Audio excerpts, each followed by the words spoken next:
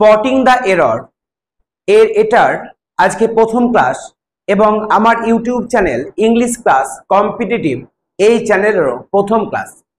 Spotting the error তোমাদের পরীক্ষায় বিভিন্ন টপিকের ওপরে থাকে, তার মধ্যে পার্টস অফ স্পিচ রয়েছে, টেন্স থেকে থাকে বা অন্যান্য স্ট্রাকচার থেকে থাকে, প্রিপোজিশন থেকে থাকে, কনজাংশন থেকে থাকে।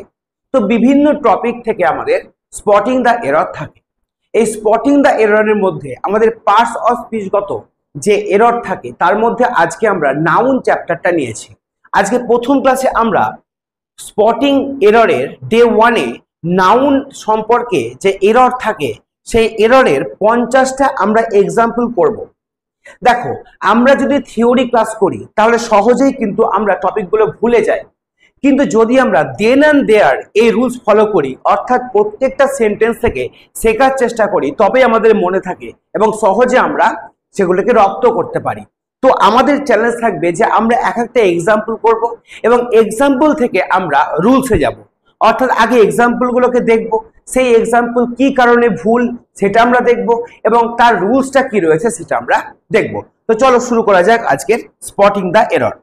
তো তোমরা অবশ্যই সেন্টেন্স নাম্বার 1 এটা লক্ষ্য করো, দুটো সেন্টেন্স এখানে রয়েছে, একটা ইনকারেক্ট এবং আরেকটা হলো কারেক্ট। প্রথমে কি আছে? She has many furnitures. প্রথম কথা হচ্ছে এই যে ফার্নিচার, এই ফার্নিচার কথাটা হচ্ছে আনকাউন্টেবল নাউন।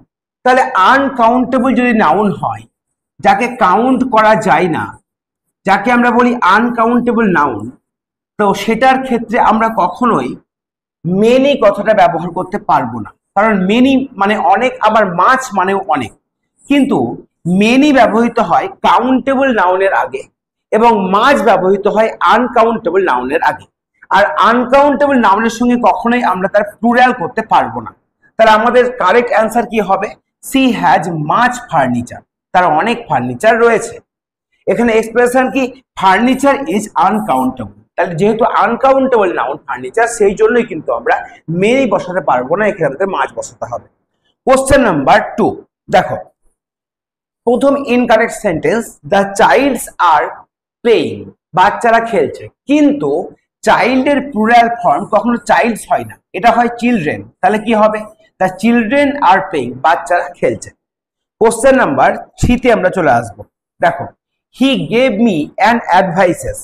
প্রথম কথা, একইভাবে অ্যাডভাইসও হচ্ছে আনকাউন্টেবল নাউন, উপদেশ, এটা আনকাউন্টেবল নাউন। যদি বলা হতো যে এ পিস অফ অ্যাডভাইস, তাহলে ঠিক ছিল, পিস অফ অ্যাডভাইস অর্থাৎ এটার মানে হলো একটা উপদেশ, ঠিক আছে, তাহলে ঠিক হতো। কিন্তু অ্যান অ্যাডভাইসেস এটা বলা যায় না, অ্যান অ্যাডভাইসও বলা যায় না। তাহলে আমরা কি বলতে পারি? He gave me some advice, সে আমাকে কিছু উপদেশ দিয়েছিল, ঠিক আছে।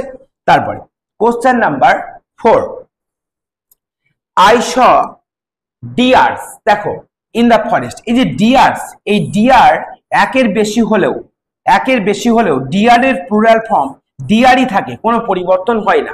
তোমরা মনে রাখবে ডিয়ার, তারপর শিপ এবং তারপর ফিশ, এই তিনটে তোমরা অবশ্যই মনে রাখবে। এই তিনটে সবসময় সিঙ্গুলার এবং প্লুরাল সেম হয়, সেই জন্য এর সঙ্গে কোনো এস যোগ হয় না, ঠিক আছে। তারপরে কোশ্চেন নাম্বার 5, দিস ইনফরমেশনস আর রং। এখানেও ইনফরমেশন হলো আনকাউন্টেবল নাউন। তাহলে আনকাউন্টেবল নাউনের ক্ষেত্রে আমরা ইনফরমেশনস করতে পারি না প্রথমত, তাহলে এস যোগ হওয়াটা ভুল, আর তো হবেই না, ইজ হবে। তাহলে কি হবে? দিস বসবে, দিস কিন্তু বসবে না, এইগুলি নয়, দিস ইনফরমেশন ইজ রং, কারণ একের জন্য দিস বসাই এবং একের বেশি হলে আমরা দিজ বসাই। তাহলে দিস ইনফরমেশন ইজ রং, এই তথ্যটা হলো ভুল, এটাই হচ্ছে আমাদের সঠিক সেন্টেন্স। কোশ্চেন নাম্বার 6-এ চলে এসো, the sceneries here are beautiful. এখানে একইভাবে সিনারি, এই সিনারি কথাটা হলো আনকাউন্টেবল নাউন, এর জন্য আমরা সিনারিজ করতে পারি না, আমরা সিনারি করব, আর এখানে আমরা ইজ করব, অর্থাৎ সিঙ্গুলার ভার্ব বসবে। The scenery hair is beautiful, এটা হবে সঠিক অ্যান্সার।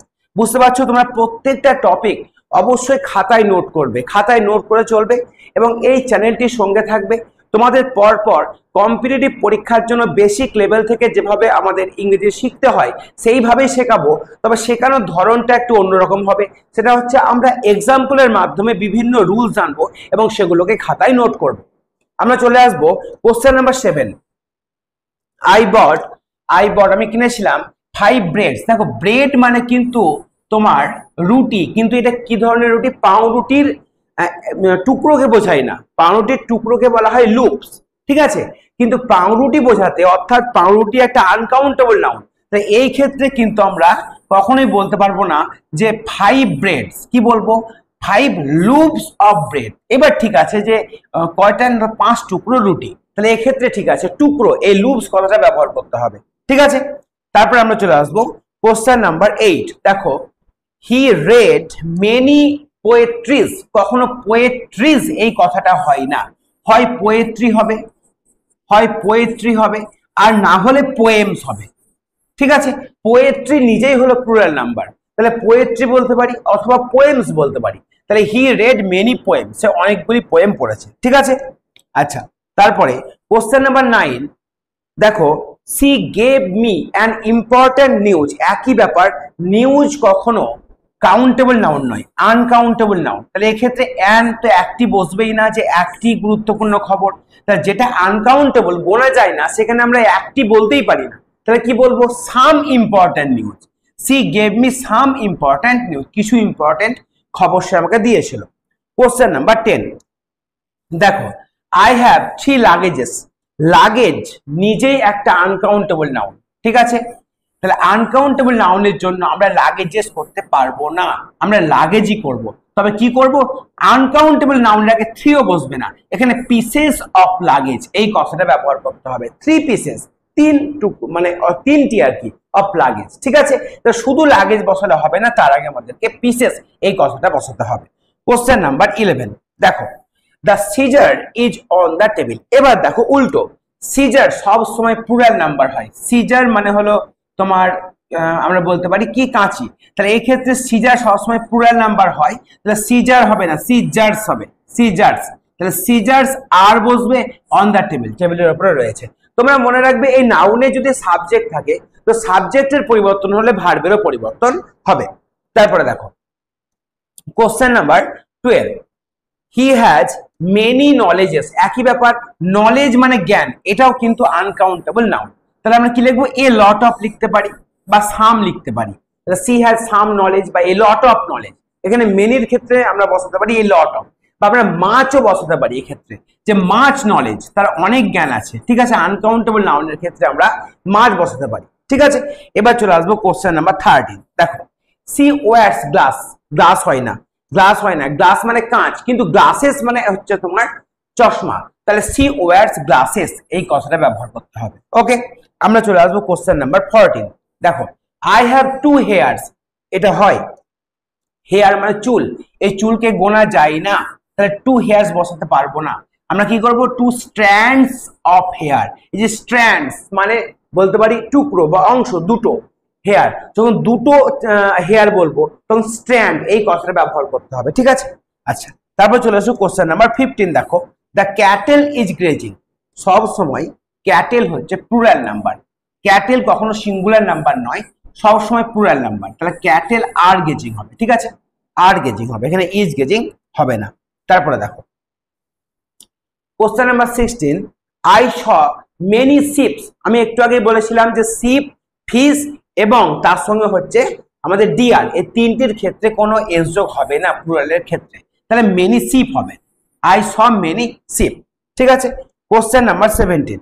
দেখো হি বট মেনি ইকুইপমেন্টস। দেখো ইকুইপমেন্টও হলো আনকাউন্টেবল নাউন, তাহলে আনকাউন্টেবল নাউনের ক্ষেত্রে মেনি বসাতে পারবো না, হয় আমরা এ লট অফ বসাবো, আর ইকুইপমেন্টস তো হবে না, ইকুইপমেন্ট হবে, আর অথবা আমরা বসাতে পারি মাছ, ঠিক আছে? অথবা আমরা মাছ বসাতে পারি। কোশ্চেন নাম্বার 18, ঠিক আছে?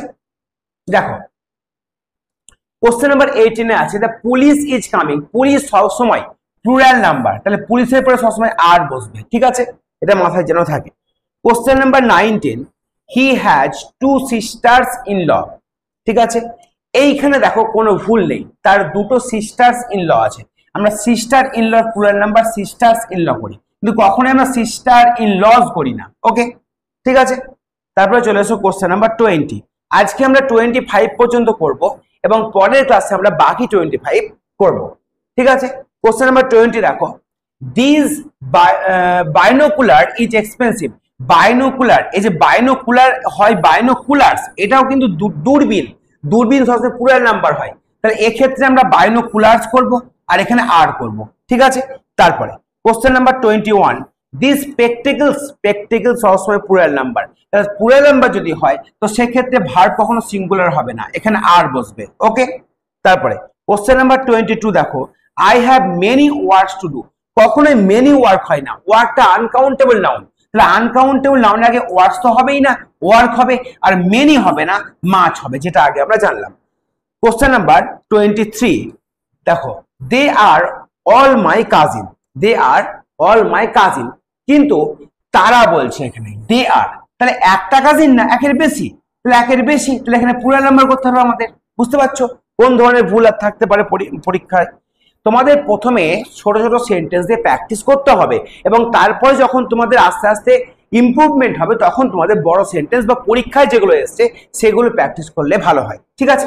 কোশ্চেন নাম্বার 24 দেখো, হিজ হেয়ার্স আর ব্রাউন। হেয়ার সবসময় তোমার আনকাউন্টেবল নাউন এবং সেজন্য সিঙ্গুলার নাম্বারই বসবে, সিঙ্গুলার ভার্ব বসবে, তাহলে হিজ হেয়ার ইজ ব্রাউন, এই কথাটা হবে। আজকে লাস্ট প্রশ্ন, হি gave me a feedback. Feedback হয় না, আর এ কখনো হবেই না, এ কখনো হবেই না, একটি বোঝাবে না এটা। ফিডব্যাক আনকাউন্টেবল নাউন, তাহলে ফিডব্যাক হবে সাম বসবে। তুমি আনকাউন্টেবল এবং কাউন্টেবল দুটোর ক্ষেত্রে সাম বসাতে পারো, তাহলে হি গেভ মি সাম ফিডব্যাক। তাহলে আমরা আজকে প্রথম ক্লাস, আমার ইংলিশ ক্লাস কম্পিটিটিভ চ্যানেলের প্রথম ক্লাসে আমরা এরর কারেকশনের নাউনের প্রথম ক্লাসটা করলাম। নাউন দিয়ে যে এরর গুলো থাকে, এর পরবর্তী ভিডিওতে আমি নাউন নিয়ে এরর গুলো নিয়ে আসবো। অবশ্যই তোমরা চ্যানেলটির সঙ্গে থাকো এবং অবশ্যই সাবস্ক্রাইব করে রাখো, তোমাদের অনেকটাই উপকার হবে এই আশা রাখছি। এবং এই চ্যানেলে তোমরা ইংলিশ সাবজেক্টের কম্পিটিটিভ পরীক্ষার জন্য যত রকমের টপিকগুলো পরীক্ষায় আসে সবগুলোই তোমরা একের পর এক পেতে থাকবা। তো আজকের জন্য এখানেই থাকলো, ভিডিওটা শেষ পর্যন্ত দেখার জন্য অসংখ্য ধন্যবাদ।